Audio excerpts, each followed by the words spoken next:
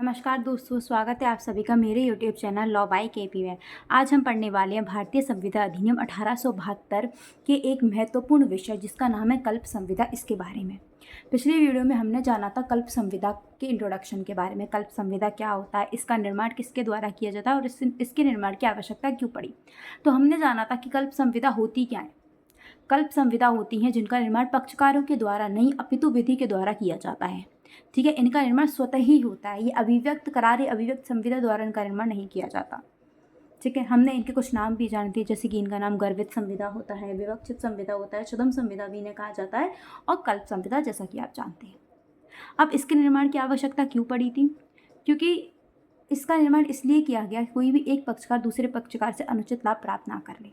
भले ही आप दोनों एक प्रकार का अभिव्यक्त करार या संविदा ना करें, पर फिर भी आप पर एक लायबिलिटी हो कि यदि किसी व्यक्ति ने आपसे कुछ लाभ प्राप्त किया है तो आप उसके बदले में कुछ प्रतिपूर्ति पा सकें। ठीक है, कुछ रिम्यूनरेशन आप ले सकें। आज हम पढ़ेंगे कल्प संविदा से संबंधित धाराओं के बारे में। इससे संबंधित धाराएं हमारे अध्याय 5 की धारा 68 से 72 तक इससे रिलेटेड सेक्शन है। सेक्शन 68 टू 72 हमें क्वासी कॉन्ट्रैक्ट से रिलेटेड एक कुछ प्रावधान है जो इसमें बताए गए हैं कि क्वासी कॉन्ट्रैक्ट किस प्रकार से हो सकते हैं। इसमें जिस प्रकार की संविधाएं बताई गई हैं ये इस प्रकार की संविधाएं हैं जो क्वासी कॉन्ट्रैक्ट से रिलेट करती है। ठीक है, 68 से 72 तक मीन्स का सवाल बनता है। मीन्स में पूछा जाता है कल्प संविदा क्या है, इनसे संबंधित प्रावधानों की व्याख्या कीजिए। आप कल्प संविदा की परिभाषा देते हैं और फिर बताते हैं कि ये धारा 68 से 72 तक भारतीय संविदा अधिनियम 1872 में इसको बताया गया है। और आप फिर धारा 68, 69 और पूरी धारा 72 तक लिखते हैं। आपका एक मेंस का बहुत अच्छा क्वेश्चन आंसर फ्रेम हो जाता है। अब यदि आप बात करते हैं प्री में, तो प्री में भी धाराएं, हर धाराएं एक या दो सेपरेट प्री का सवाल बना सकती हैं और इवन इनके इलस्ट्रेशन भी आपसे सवाल बन सकते हैं। ठीक है, सबसे पहले हम बात करते हैं धारा 68 क्या कहती है। धारा 68 इसे हम बैक से रीड करेंगे। संविदा करने में असमर्थ व्यक्ति को या उसके लेखे प्रदाय की गई आवश्यक वस्तुओं के लिए दावा। मतलब कोई ऐसा व्यक्ति है जो संविदा करने में असमर्थ है। इट मीन्स वो पागल हो सकता है, दिवालिया हो सकता है। ठीक है, ऐसा कोई व्यक्ति जो संविदा करने में क्या है, असमर्थ है। ठीक है, या उसके लिए हम कुछ उसे आवश्यक वस्तुएं प्रदान कर रहे हैं तो उसके लिए हम दावा कैसे करेंगे। इस हम एक उदाहरण के तौर पर समझ सकते हैं। एक व्यक्ति है जो बहुत ही रोग से पीड़ित है, जो इतना असहाय है, चाहे उस पर करोड़ों की धन दौलत है, पर उसके पास एक व्यक्ति नहीं है जो उसे समय पर दवाई दे या उसे उसके इलाज के लिए उसे बड़े से हॉस्पिटल ले जाए, फिर उसे घर पर लेके। उसके पास कोई ऐसा व्यक्ति नहीं है, तो एक कोई व्यक्ति होता है जो उसकी मदद करता है और फिर वह जो व्यक्ति होता है वो सही हो जाता है। तो फिर दूसरा व्यक्ति जिसने उसकी मदद की थी वह उसकी संपत्ति में से कुछ अपनी प्रतिपूर्ति मांगने के लिए दावा कर सकता है। वो ये कह सकता है कि मुझे मुआवजा दीजिए, मैंने जो आपकी मदद करी इसके बदले आप मुझे कुछ दीजिए, और उसे देना भी पड़ेगा। भले ही इन दोनों में आपस में क्या नहीं हुआ, कोई भी इनने करार नहीं किया था, ना कोई इनमें संविदा थी कि देखिए मैं आपकी मदद करूंगा तो आप मुझे देंगे, पर ये कहीं ना कहीं ये कल्प संविदा इसे ही कहा जाता है। ये जहाँ कोई करार नहीं होता पर फिर भी आप क्या होते हैं, आबद्ध होते हैं। ठीक है, यदि किसी ऐसे व्यक्ति को जो संविदा करने में असमर्थ है या किसी ऐसे व्यक्ति को जिसके पालन पोषण के लिए वह वैध रूप से आबद्ध है, किसी ऐसे व्यक्ति को जो संविदा करने में असमर्थ है, जो व्यक्ति संविदा करने में असमर्थ है उसके लिए आपने उसे आवश्यक वस्तुएं प्रदान की गई, या किसी ऐसे व्यक्ति को जिसके पालन पोषण के लिए वैध रूप से आबद्ध है। कौन वैध रूप से आबद्ध है? असमर्थ व्यक्ति वैध रूप से आबद्ध है। एक व्यक्ति है, हम एग्जाम्पल लेते हैं, एक व्यक्ति है। ठीक है, उसके दो बच्चे हैं, बी उसके बच्चा है, सी उसका बच्चा है और डी उसकी पत्नी है। ये इतना बेचारा बीमार है, बहुत बीमार है, बहुत ज़्यादा। एक व्यक्ति है ई, वह जब ये बीमार होता है इसके बच्चे इसकी पत्नियों को आवश्यक वस्तुएं प्रदान करता है, इन्हें स्कूल छोड़ के आता है, इन स्कूल की फीस भरता है। तत्पश्चात ए जब सही हो जाता है तो डी ई जो है जिसने इनकी मदद की थी वह ए की संपत्ति में से कुछ प्रतिपूर्ति पाने का हकदार है, क्योंकि उसने आपकी मदद की। जिस समय आप असमर्थ थे उसने आपकी मदद की। यह असमर्थ व्यक्ति जिनके पालन पोषण के लिए वैध रूप से आबद्ध है, ए क्या है, वैध रूप से आबद्ध था बी सी डी के पालन पोषण के लिए, क्योंकि ये उसके बच्चे हैं, उसकी पत्नी है। तो जब कोई आपकी इस परिस्थिति में मदद करता है तो फिर वो आपसे प्रतिपूर्ति पाने का हकदार होता है। यही आपकी धारा 68 कहती है।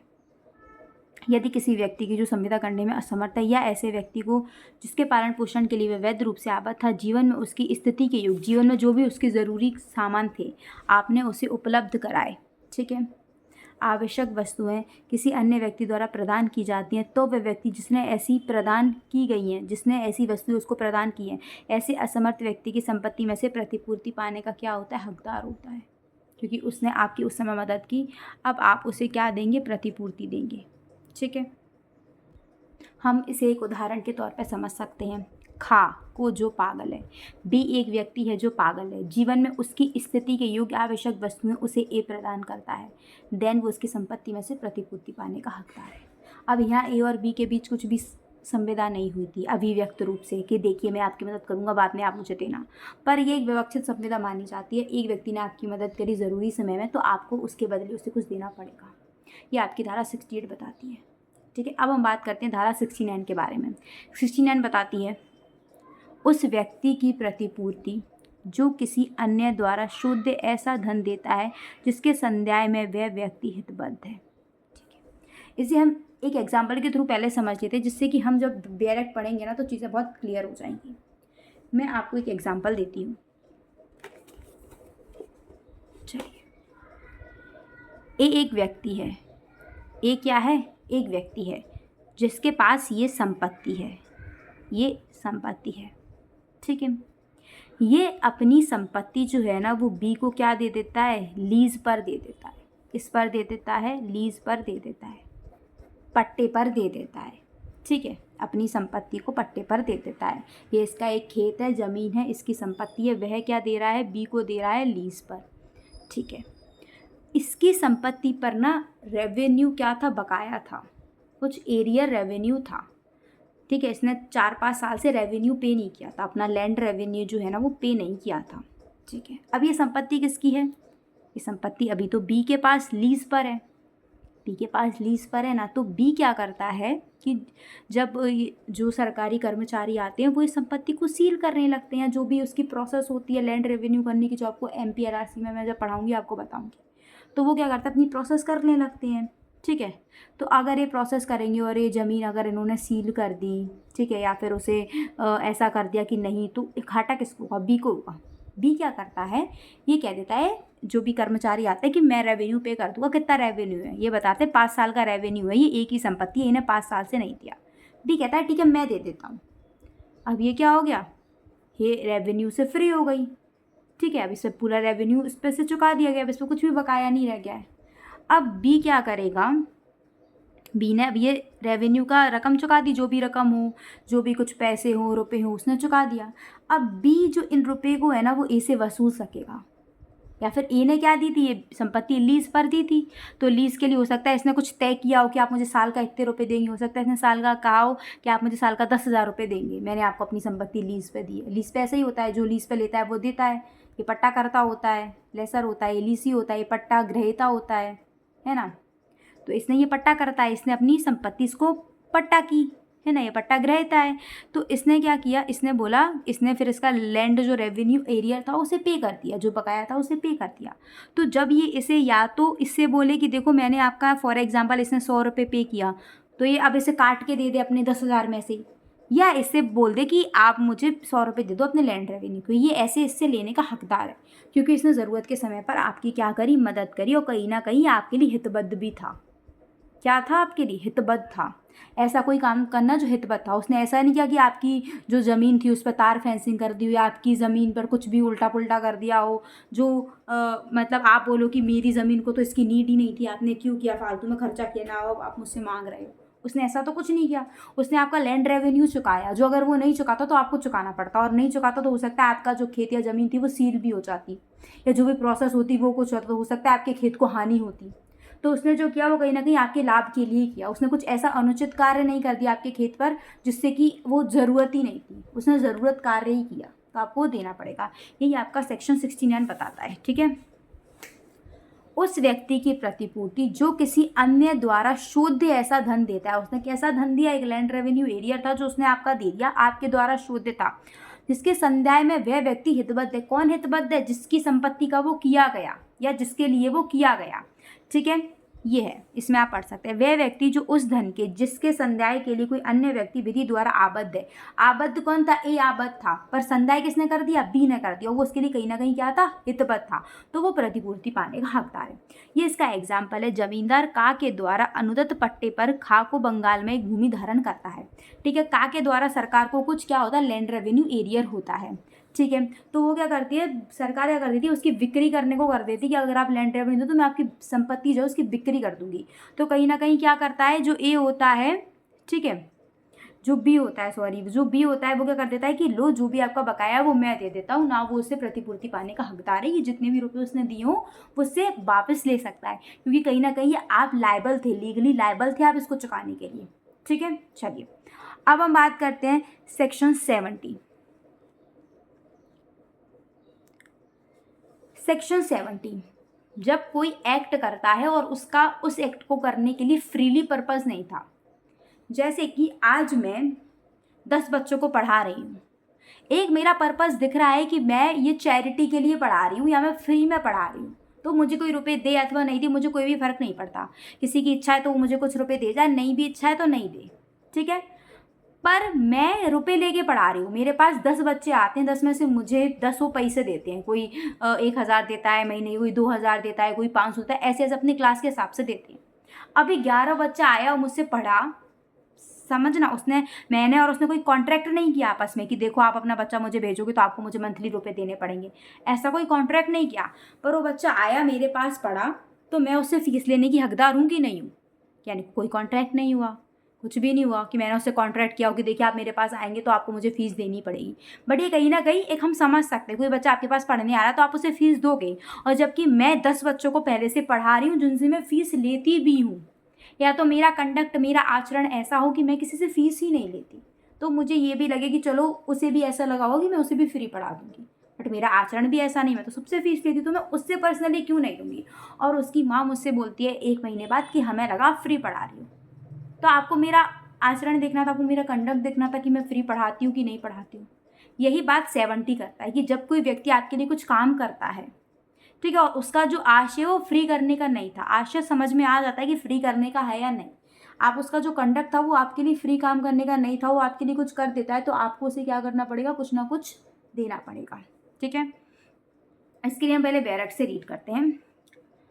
अनानुग्रहिक क्या है? अनानुग्रहिक, जब आनुग्रहिक होता है ना, अनुग्रहिक होता है वो फ्री होता है, अनानुग्रहिक होता है मतलब फ्री नहीं है, निःशुल्क नहीं है ये। ठीक है, निःशुल्क नहीं है। ठीक है, कार्य करने का फायदा उठाने वाले व्यक्ति की बाध्यता। आपके लिए मैंने कुछ काम किया और आपने उसका फायदा उठाया, मैंने आपके बच्चों को पढ़ाया, आपको फायदा मिला, तो आपकी बाध्यता क्या है कि आपको मुझे फीस पे ही करनी पड़ेगी। जबकि मेरा ऐसा कंडक्ट नहीं था कि मैं आपके बच्चे को फ्री पढ़ाना चाहती हूँ, या तो मैं आपके बच्चे को सच में ही फ्री पढ़ाना चाहती हूँ तो आप मुझे फीस ना भी दें।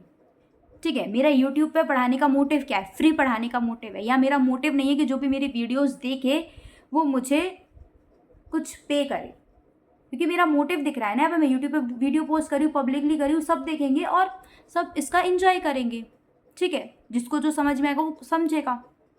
अब यहाँ मैं एक पेड बैच चला रही हूँ और इस पेड बैच में मैं हर बच्चे से कुछ रुपए ले रही हूँ, फिर मेरे पास जितने बच्चे ऐड होंगे उनको पता होना चाहिए कि हम 1 महीने बाद हमें मैम को उनका पे करना पड़ेगा, क्योंकि वो पेड बैच है। तो यही इसमें फ़र्क है कि आपको उसका आचरण देखना है। ठीक है, चलिए अब हम पढ़ते हैं। जहाँ की कोई व्यक्ति किसी अन्य व्यक्ति के लिए कोई बात या उसे कोई चीज़ का परिधान अनानुग्रहित मतलब फ्री, वो फ्री में नहीं करना चाहता है, नॉन फ्री कर रहा है। ठीक है, फ्रीली नहीं कर रहा है। ठीक है, अनुग्रहित करने के आशय का ना रखते हुए विधिपूर्वक करता है, मतलब वो फ्री रखने का आशय उसका नहीं है। ठीक है, और ऐसा अन्य व्यक्ति उसका फ़ायदा उठाता है, तुम उसका फ़ायदा भी उठा रहे हो, तुमको पता है कि उसका आशय क्या है? फ्री नहीं है। वहाँ वह तत्पश्चात व्यक्ति उस पूर्व कथित व्यक्ति को ऐसी की गई बात या परिचित चीज़ के बारे में प्रतिकर देगा, आबद्ध है वो उसे देने के लिए। सबसे पहले तो कैसा हो? एक्ट लॉफुल होना चाहिए। कैसा होना चाहिए? इसमें लिखा है विधि पूर्वक करता है। ठीक है, क्या करता है? एक्ट कैसा होना चाहिए? लॉफुल एक्ट होना चाहिए, 1 पर्सन टू अनदर पर्सन। ऐसा नहीं हो रहा है कि कोई गलत काम, अफीम, गांजा या कुछ ऐसी चीज़ें हो रही, नहीं। कैसा एक्ट होना चाहिए? लॉफुल एक्ट होना चाहिए। ठीक है, सेकेंड पॉइंट क्या होना चाहिए कि आपका इंटेंशन फ्रीली करने का नहीं होना चाहिए। इंटेंशन दिखता है कि आपको फ्रीली करने का था या नहीं करना था, और ये किसी दूसरे व्यक्ति के लिए आप कुछ करोगे तभी ये अप्लाई होगा। ठीक है, यह इतना समझ में आया। पहली बात तो क्या कि एक लॉफुल एक्ट होना चाहिए। कैसे एक्ट होना चाहिए? लॉफुल एक्ट होना चाहिए, और उसका आशय कैसा नहीं होना चाहिए? फ्री करने का नहीं होना चाहिए। ठीक है, और आपने किसी अनदर पर्सन के लिए आपने ये किया होना चाहिए।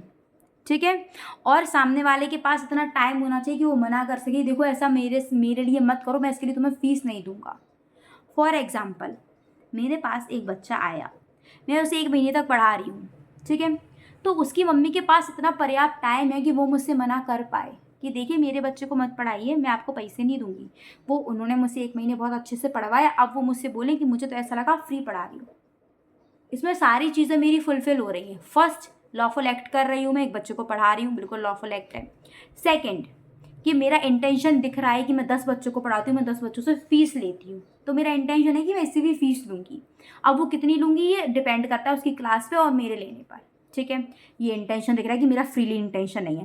थर्ड इंटेंशन, ये थर्ड इसका इसेंशियल एलिमेंट है कि मैं ये काम दूसरों के लिए कर रही हूँ।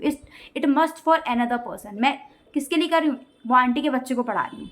थर्ड, वो आंटी के पास इतना टाइम है कि वो मुझे मना कर सके, मुझे बता सके कि देखिए हम फ्री पढ़वाना चाहते हैं। ठीक है, उनके पास मेरे जो रिफ्यूज़ करने का टाइम है, मना करने का टाइम है कि वो मुझसे मना करें। ठीक है, ये सारी चीज़ें फुलफिल होनी चाहिए, लॉफुल एक्ट होना चाहिए। ऐसा नहीं कि मैं बच्चे को कुछ उल्टा सीधा सिखा रही हूँ तो ये लागू नहीं होगा। और फर्स्ट ऑफ ऑल, आंटी और मेरे बीच में क्या नहीं हुआ था? कोई भी एक कॉन्ट्रैक्ट नहीं हुआ था कि उन्होंने मुझसे कोई कॉन्ट्रैक्ट किया हो। बट ये कॉन्ट्रैक्ट ना होते हुए भी वो लायबल हैं मुझे फीस देने के लिए, क्योंकि उन्होंने मुझसे अपने बच्चे को मुझसे पढ़वाया है। मैंने एक लॉफुल एक्ट किया है। ठीक है, मैंने उनके बच्चे को पढ़ाया है, एक दूसरे इंसान के लिए कुछ काम किया। उन आंटी के पास इतना समय था कि वो मुझसे मना कर दें। ठीक है, मेरा इंटेंशन फ्रीली पढ़ाने का नहीं था। ठीक है, और क्या था कि हम दोनों के बीच कोई भी कॉन्ट्रैक्ट नहीं हो। अगर हम दोनों के बीच फॉर एग्जाम्पल कोई कॉन्ट्रैक्ट हो जाता, एक लिखित एक रिटन कॉन्ट्रैक्ट है जिसमें मैंने उनको बोला है कि मैं आपके बच्चे को पढ़ाऊंगी और आपके बच्चे से बदले में 1,000 रुपये लूँगी। ठीक है, मेरा ऑब्जेक्ट क्या है? बच्चे को पढ़ाना। मुझे कंसिडरेशन क्या मिला? 1,000 रुपये। ठीक है, आंटी को कंसिडरेशन में क्या मिल रहा है? अपने बच्चे को वो एक नॉलेज गेन करवा पा रही है, और बदले में मुझे वो क्या दे रही है? 1,000 रुपये दे रही है। ठीक है, उनको अपने बच्चे को पढ़ाना मिल रहा है, बदले में मुझे बदले में 1,000 रुपये मिल रहा है। मैं उनको दे क्या रही हूँ? मैं बच्चे को पढ़ा रही हूँ, वो मुझे दे रही है 1,000 रुपये। तो ये तो फिर रिटर्न कॉन्ट्रैक्ट हो जाएगा। तो रिटर्न कॉन्ट्रैक्ट होगा तो फिर ये सेक्शन की तो बात ही नहीं आएगी, क्योंकि ये तो रिटर्न कॉन्ट्रैक्ट है, इसमें सब कुछ लिखा हुआ है। तो फिर तो एक एक्सप्रेस कॉन्ट्रैक्ट हो गया ना। ये फिर क्वासी कॉन्ट्रैक्ट कहाँ से रहा? क्वासी कॉन्ट्रैक्ट तो वो होते हैं जब आप किसी के लिए कुछ काम कर दो और आपके बीच में एक एक्सप्रेसली कॉन्ट्रैक्ट नहीं है, एक्सप्रेसली एग्रीमेंट नहीं है, तब क्वासी कॉन्ट्रैक्ट की बात होती है कि यदि सामने वाले ने आपके लिए कुछ किया है तो आपको उसके बदले से कुछ देना पड़ेगा। तो ये एक क्वासी कॉन्ट्रैक्ट है जहाँ पक्षकार कॉन्ट्रैक्ट नहीं करते बट फिर भी कॉन्ट्रैक्ट में बंध जाते हैं। पर यहाँ अगर मैं एक्सप्रेसली कॉन्ट्रैक्ट ही कर लूँ तो फिर एक क्वासी कॉन्ट्रैक्ट तो रहा ही नहीं, फिर तो एक नॉर्मली कॉन्ट्रैक्ट हो गया। तो ये अपन नॉर्मली अगर बच्चे को पढ़ाने भेजते हो अपन कॉन्ट्रैक्ट कहाँ करते हैं? अपन ऐसे तो कहते हैं मेरे बच्चे को पढ़ा देना, या बच्चा आने लगता है। नॉर्मली के छोटी छोटी क्लासों की बात करें तो, बड़े इंस्टीट्यूट की बात अगर हम ना करें तो।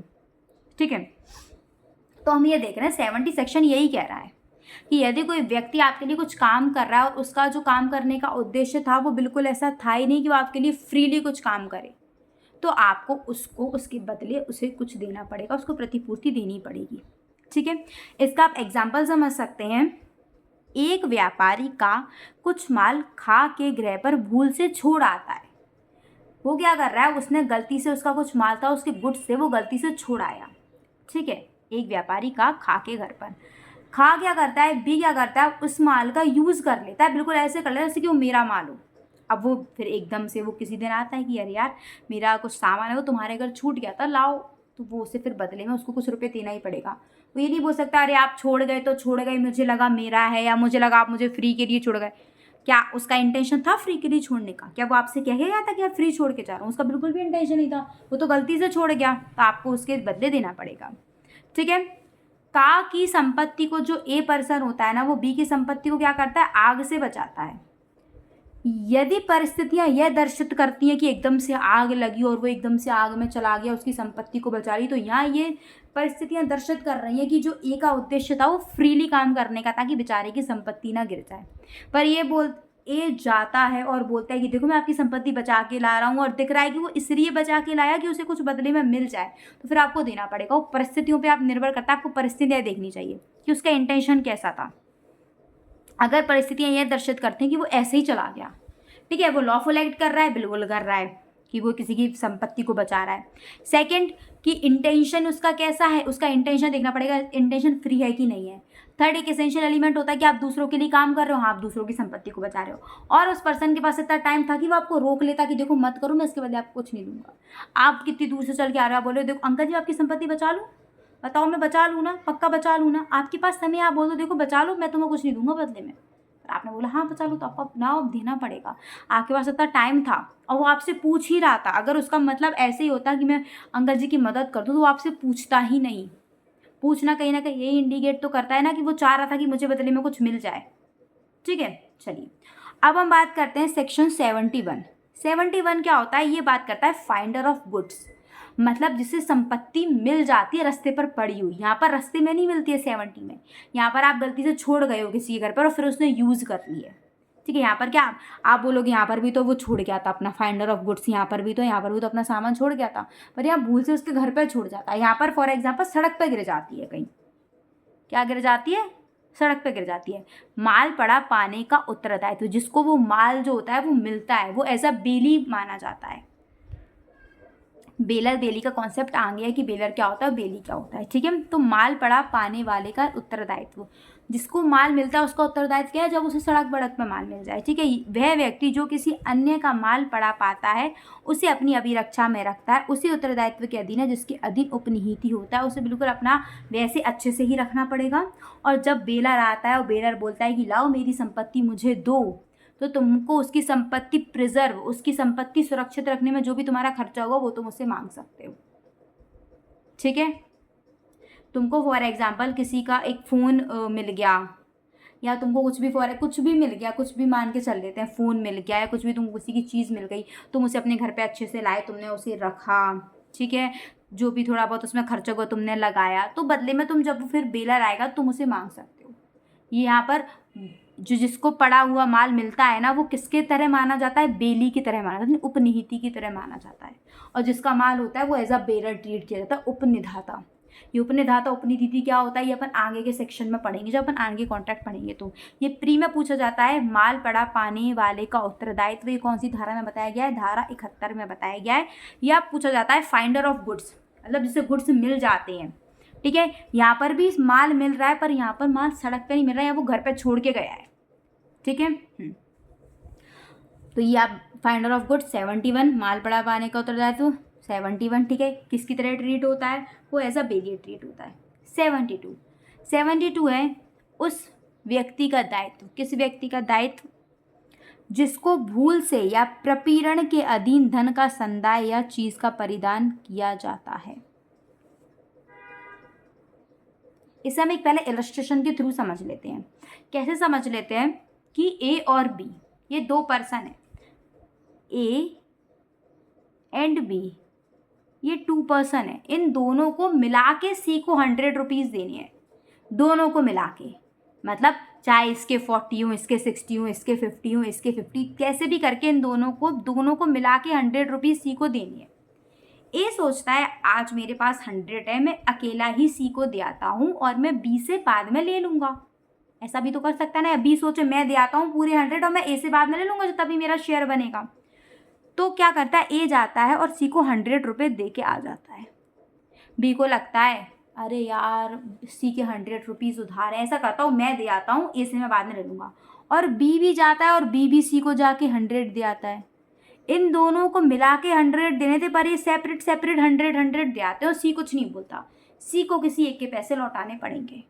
ये आपका 72 सेक्शन बताता है उस व्यक्ति का दायित्व जिसको भूल से या प्रपीड़न के अधीन धन का संदाय या चीज का परिधान किया जाता है। ठीक है, जिस व्यक्ति को भूल से या प्रपीड़न के अधीन धन संदाय किया जाता है, कोई चीज परिदत्त की जाती है, उसको उसकी प्रति संदाय वापसी करनी होगी। कैसे, ए और बी दोनों को ज्वाइंटली सी को 100 रुपीज़ देने थे। ठीक है, उनको देने थे। अकेला ए ही सी को 100 रुपीज़ दे देता है और इस बात फैक्ट को ना जानते हुए बी भी दे देता है। नाउ अब उसे किसी एक का पैसा लौटाना पड़ेगा। मोस्ट ऑफ वो बी का ही लौटाएंगे, बी के बाद में गए। ठीक है, तो आपको वैसी कॉन्ट्रैक्ट के बारे में आई होप सबको समझ में आया होगा। अगर आपको कुछ भी समझ में नहीं आता तो आप मुझे कमेंट सेक्शन में कमेंट कर सकते हैं। अगर आपको इस चैप्टर से रिलेटेड MCQ चाहिए तो आप मुझे कमेंट में करिए MCQ। मैं आपको इसके लिए ऑब्जेक्टिव का एक सेपरेट वीडियो बना के लाऊंगी जो कि प्री के पर्पज से बहुत ज़्यादा इंपॉर्टेंट होगा जुडिशरी या किसी भी लॉ कॉम्पिटेटिव एग्जाम के लिए। ठीक है, अगर आपको वीडियो अच्छा लगा हो वीडियो को लाइक और चैनल को शेयर एंड सब्सक्राइब कीजिए।